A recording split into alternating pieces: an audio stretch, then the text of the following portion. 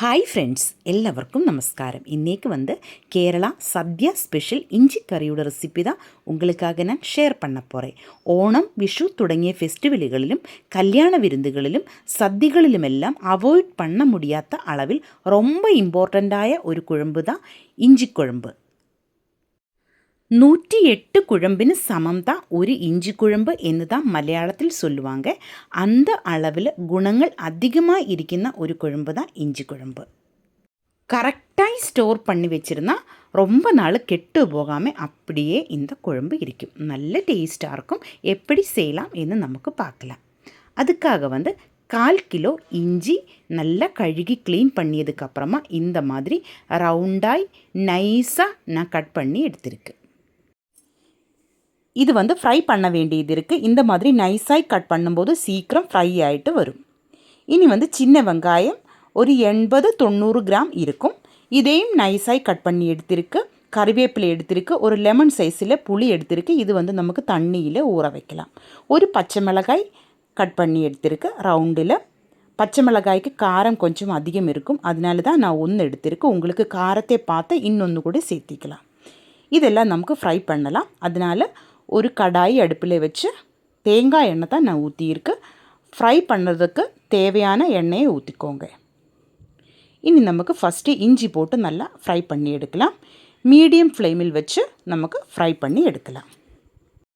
நல்லா கலர் விட்டுட்டே இருக்கணும். அப்போது தான் இஞ்சி எல்லா பீஸும் நல்லா ஃப்ரை ஆகிட்டு வரும். கடைசியில் நல்லா கிறிஸ்பி ஆகிட்டு ப்ரௌன் கலரில் வரும்.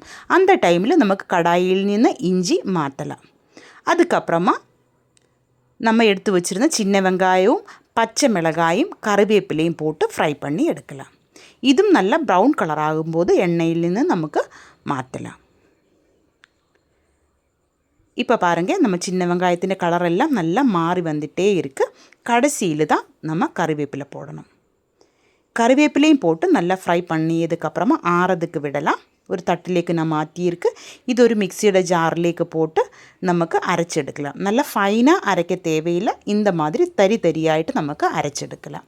இந்த மாதிரி தான் இருக்கணும். இனி அதே கடாயிலே எண்ணெயிലേക്ക് கடுகு போட்டுக்கலாம். கடுகு நல்லா வெடிச்சதுக்கப்புறமா வரமிளகாய், கறிவேப்பிலை இவையே போட்டதுக்கப்புறமா 1 டேபிள் ஸ்பூன் வரமிளகாத்தூள், 1/2 டேபிள் ஸ்பூன் கொத்தமல்லித்தூள், கூட 1/2 டீஸ்பூன் பெருங்காயத்தூள், 1/2 டீஸ்பூன் மஞ்சள் தூள், 1/2 டீஸ்பூன் வெந்தயம் தூள் இவையை போட்டு நல்லா வணக்கி எடுக்கலாம். லோ ஃப்ளேமில் வச்சுக்கோங்க. தீஞ்சு போகாமல் பார்க்கணும். இந்த மாதிரி நல்லா வணக்கி எடுக்கலாம்.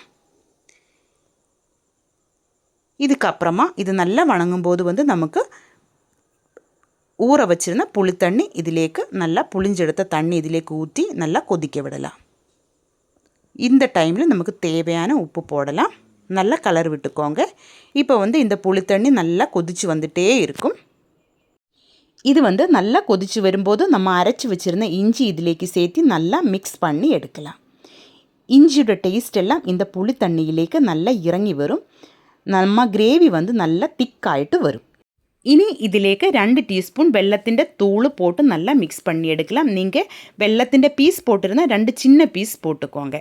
இது நல்லா மிக்ஸ் பண்ணியதுக்கப்புறமா கிரேவி நல்லா திக்காயிட்டு இந்த கன்சிஸ்டன்சியில் தான் இருக்கும். இனி நமக்கு ஸ்டவ் ஆஃப் பண்ணலாம். நம்ம கேரளா சத்யா ஸ்பெஷல் இஞ்சி குழம்பு ரெடி ஆகிருக்கு. இந்த மாதிரி தான் இருக்கணும். கண்டிப்பாக நீங்கள் ட்ரை பண்ணி பாருங்கள். இது ஆறியதுக்கப்புறமா ஒரு ஏர்டைட் கண்டெய்னரில் போட்டு ஃப்ரிட்ஜில் வச்சுருந்தா ரொம்ப நாள் கெட்டு போகாமல் அப்படியே இருக்கும். நான் சொன்ன மாதிரி 108 குழம்புக்கு சமம் தான் ஒரு இஞ்சி குழம்பு. கண்டிப்பாக நீங்கள் ட்ரை பண்ணி பாருங்கள். இந்த வீடியோ உங்களுக்கு பிடிச்சிருந்தா கண்டிப்பாக நீங்கள் என்னோடய சேனல் சப்ஸ்கிரைப் பண்ணுங்கள், லைக் பண்ணுங்கள், உங்களோட ஃப்ரெண்ட்ஸுக்கெல்லாம் நீங்கள் ஷேர் பண்ணி கொடுங்க.